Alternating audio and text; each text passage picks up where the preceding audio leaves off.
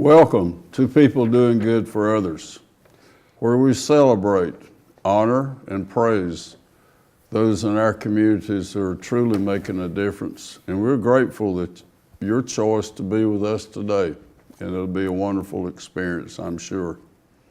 We're grateful also to RiverStreet Productions, to Wilkes Communications and 100.9 WIFM for this opportunity. I'm Gary York, and thank you again for being with us today. Our featured guest is Bernie Mann. We've been friends for, I think, 15 years, and he owns Our State magazine, one of America's premier publications, and a ministry, an outreach that North Carolina tells our story. And Bernie Mann is up from Greensboro today to tell the role that he's played and is playing and will play in this incredible, incredible publication. So good morning to you, Bernie Mann. Thank you, Gary, for letting me be here. What an honor to have you here. Sure. I've heard your story several times about the legacy of Our State magazine. We're honored to have you here.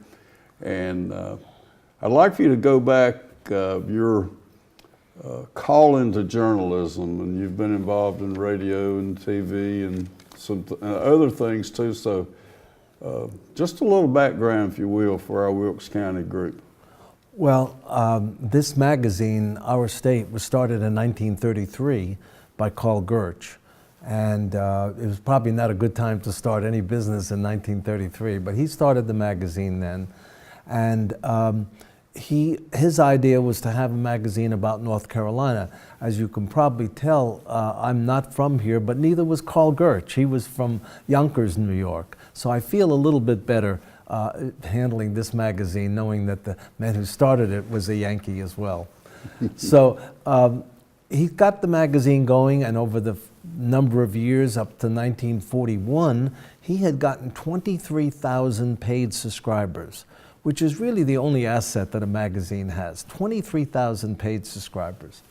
So when the magazine was offered to me in 1996, 21 years ago, it still had 23,000 paid subscribers. Now, I'm not sure it was the same people who subscribed in 1941, but it was the same number. In other words, it hadn't grown in almost 55, 60 years. It had been about the same. And when I started doing a due diligence to find out whether I should buy it, I found out that most people never heard of it. Here's this magazine, been around since 1933, and most people never heard of it. But what struck me was the fact that we live in such a wonderful place. And we live in a place where wherever you go, people say to you, "Oh, well, Gary, where are you from?" And you say, "Well, I'm from North Carolina."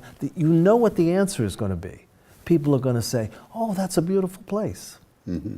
Even though they've never been here, they know that this is a wonderful place. We have this reputation. And it's not a frail reputation, it is a true reputation because of the people who live here. We all love and we all enjoy it. And so we're proud of North Carolina. And so what I wanted to do was to make this magazine reflect that pride that we all have in North Carolina. Bernie, when you said 26,000, right? Did you have a goal? Did you think, I think we can take it to here, or was this? Well, I had no idea what we could take it to, but I know that we could make it better. And that's sort of where I start every day, to say how I can make it better. What can I do? I don't say what do I want to achieve by the end of the day, the end of the week, or the end of the year. I say I want to try to improve things. I want to improve the atmosphere of my company. I want to try to make a contribution to the community that I live in. I want to try to make it a better place because it's been so good to me. North Carolina has been so wonderful to me. When did you come here? I came to North Carolina in 1965. Okay. And I was living in Winston-Salem at the time. And two of my children were born at Baptist Hospital in Winston-Salem. So you had radio then? Right. Tell us a little bit about that. Well, I have been, because I never had any money, I would always try to get a radio station that wasn't doing well, because then that's the only way you can buy it if it's doing badly. And so I got involved in a radio station in Winston-Salem with 2 other partners, and we each put down $5,000, and now we had a radio station. Of course, what I forgot to find out is how much did it owe.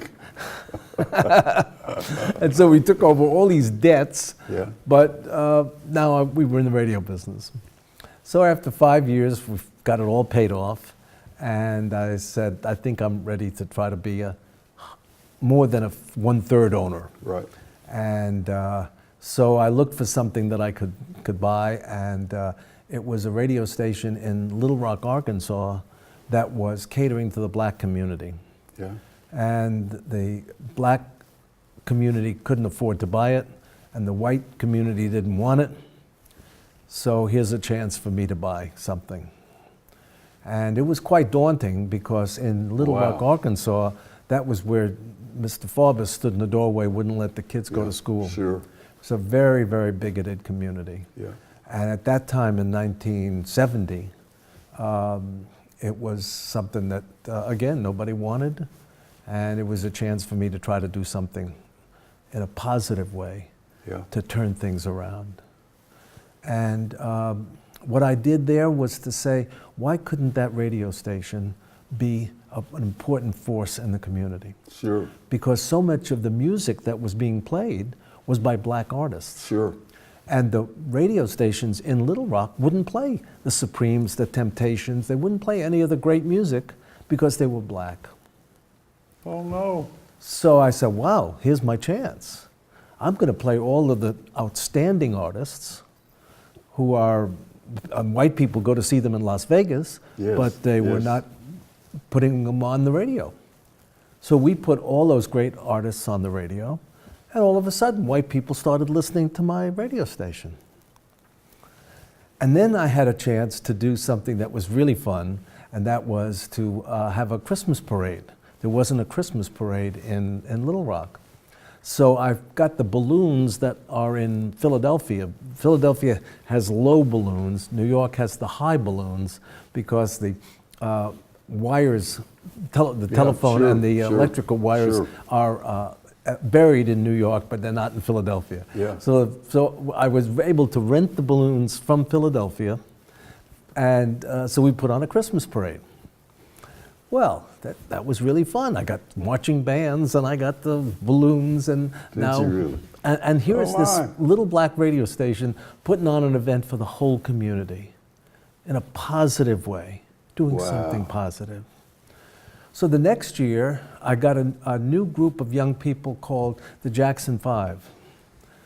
And Burning Man, did I you got the really? Jackson Five, and they were young kids at the time, and so Oh, my I goodness. put them in the Christmas parade. I got myself one of those English buses, you know, Yeah. where the upstairs Yeah, is. yeah. And so I got the biggest, burliest cop that I could find and put him in the stairway so that nobody could get up those stairs. They couldn't get past him. And the kids were up on the top and waving at the crowd and saying, hello. Jackson 5. Jackson 5. Come see us tonight and I had them in a show that night. So it was terrific. So then we get there, and it's 8,000 seats, every one of them packed. I had hired a bunch of state policemen to handle things. Now, this is mostly an African-American audience? Exactly. Okay. And Wow. so the father, Mr. Jackson, he says to me, I think that crowd is too ruly. I'm not going to let my kids go on. I said, you're going to have a riot here. You cannot tell me you can't put the kids. He says, my kids, they'll get hurt here. I said, we've got to figure something out, because these people came, they paid their money, they want to see the kids perform. I said, what if we took the car that they came in, this limousine that I had, and we backed it up through what they call elephant doors, you know, in the back of these Sure, coliseums, sure, they have yeah. these doors, so that we could bring the car right up to the back of the stage, get the motor running, get the doors open, and the kids do their song, and just when everybody thinks they're coming back on for an encore, we throw them in the car Sure. and get them out. Sure. And it worked. Yeah. And everybody had a great time. Yeah. So they didn't do an encore, but the kids were already Sure. down the street Sure. by then, and the father was, he was feeling better. How about that? So it was the kind of thing that taught me that if you do something positive, if you create something that is lasting in enjoyment and pleasure, you can make something wonderful happen. Yeah. And so when I saw this magazine, and it was black and white, and it, So Our State magazine was black and white when you got it. right, Okay, go ahead. and we live in a world that's all color. Sure. And we live in a community that is so beautiful. Yeah. Whether it's the mountains, whether it's the ocean, North Carolina is spectacular. I had seen a magazine called Arizona Highways, which is very beautiful, put out by the state of Arizona. And I thought, well, you know, that's a nice looking magazine, but Arizona doesn't have ocean. And Arizona has desert, but we have magnificent mountains. Why shouldn't we have a magazine that shows off the beauty of where we live? And so every month we take 22 pages and do nothing but show the beauty of where we live. Because that to me is such a hallmark, such a fact of what we're proud of. And I often say to people, all we do each month is just hold up a mirror and let you see where you live. And so many times people say to me, oh, you know, we keep your magazine, we don't throw it away. I said, gee, that's nice, thank you. Yes. And they say, well, but that's because we want to go visit some of the things that you write about. We also take National Geographic, but we can't quite visit the things that are in National Geographic. But we can get in our car and go to almost every place that's in Our State magazine. Bernie, you tell the story about the first day when you. Do we need to back up about the That's decision to buy it, or No, that's fine. Yeah. or just Well, take it from there? I just the love interesting this. thing is that when the magazine was in Charlotte, and Yeah. so I met with the staff, and I had decided I'm going to buy it. And so I met with them, and I said, I'm going to buy this magazine, and we're going to really make it better. And we're going to have color, and we're going to have a lot new things to make it something you really be proud of. And they all smiled at me, and they all quit. So now I had a magazine, I didn't have any people. But I have found over the years that when you try to improve something, too often people think, oh, that's going to be too much hard work and too much of a demand on them. And so that was fine. It just gave me a chance to find everybody. And each single person, I have 46 employees, we're just a little tiny company, but each person is handpicked. And I meet everybody before we hire anybody, and I look for a couple of really important things. They are Passion. passion. Passion for where you live. I want everybody who works at my company to rejoice in the fact that they're a North Carolinian. Because that's what I want to be on my pages of my magazine, is that same passion, that same love of where you live. And if I don't feel that from you, how are you going to make my readers feel that? So it's not just in our writers, it's in everybody, the people who answer the phone. I want them to be happy and alive and be proud of where they're involved in. And our salespeople and our production people, every single person, that's a hallmark of Passion. what we try to do, of having passion, having enthusiasm, having excitement. And I look for positive people, people who have a positive outlook. If someone spends their time talking to me about how bad their previous job was, I don't want them. No. Because who cares? You know, you're here for my job. Don't tell me how bad your other job was. Right. It's kind of like you meet a girl on a date and she's telling you how bad her past boyfriend was. Yeah. Who cares? Yeah. Sure. I want you to tell me why you want to work here, why you think it'll make a difference in your life. Yeah. And I have this wonderful staff of people who feel that it is an enriching experience to come to work. Now, isn't that wonderful? when you say to yourself, I spend more time at work than anything else, shouldn't that time be wonderful? Yeah. Shouldn't it be something you enjoy? Gary, the thing you and I know each other a long time, and the thing I find so interesting about you is that you look for the positive things in people. I do.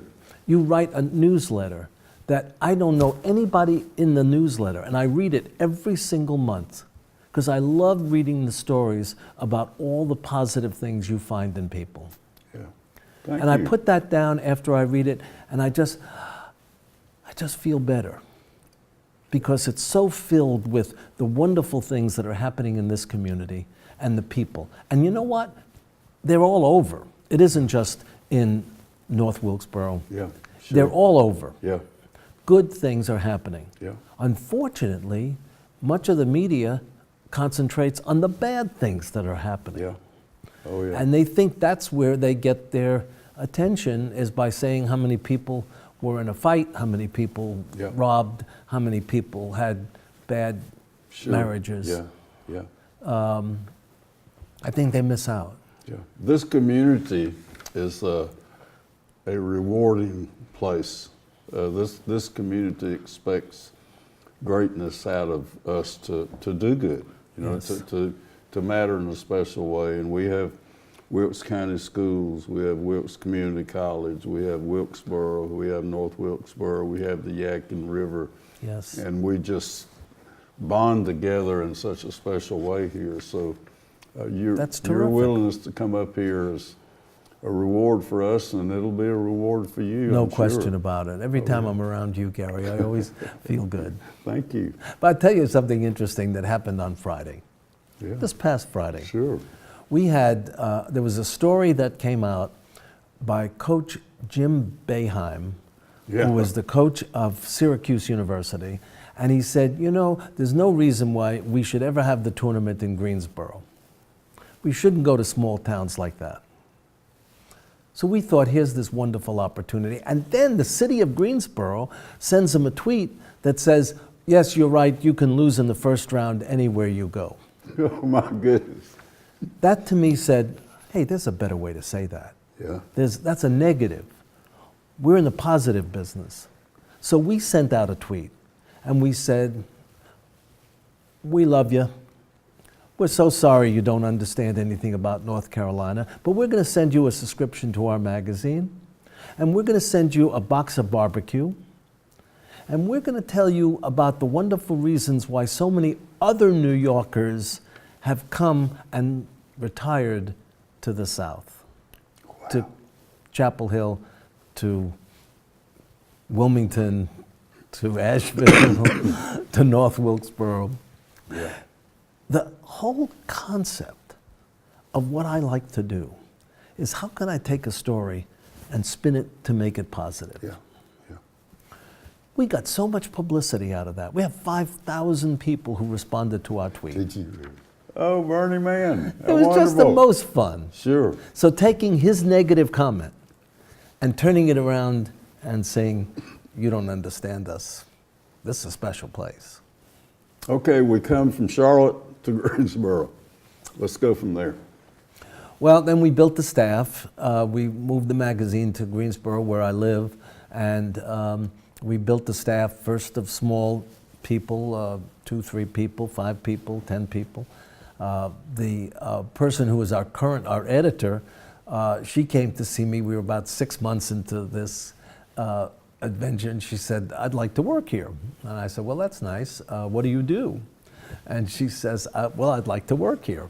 I said, yeah, I heard that part. Tell me what you do. And she said, well, I'm fresh out of college, and I want to be a writer, and I want to work here. I said, well, we don't have a job for you, but if you want to answer the telephone, if people call and they want to buy a subscription, I'll let you do that. So that's what she did. Her name is Elizabeth Hudson. Okay. And Elizabeth Hudson, for 1.5 years, answered the telephone and spoke to people who wanted to buy a subscription. Now, the best job that an editor could ever have is talking to readers and listening to readers and listening to what they want to hear, what they want to see in their magazine, and why they're buying a subscription. And she learned a lot. And she's been our editor now for 7 years. She worked through the different chairs. She was an assistant editor, and then she edited another little magazine we put out, and then 7 years ago, we asked her to be editor-in-chief. And she has just moved our magazine to a whole other level. And the interesting thing about her is that she understands what our readers want to know. And our culture is different. I come from Brooklyn, she comes from Ashboro. And so very often, I mean, I read all the stories before we get sent to the printer. There's no point in reading them after they're printed and then have a problem with them. That's stupid. So I never knew what what a publisher does, but I know one thing. I'm going to read the stories and I'm going to tell her about it. So I read all the stories, and she shows me the cover that she wants to run. And we had this cover about 3 years ago.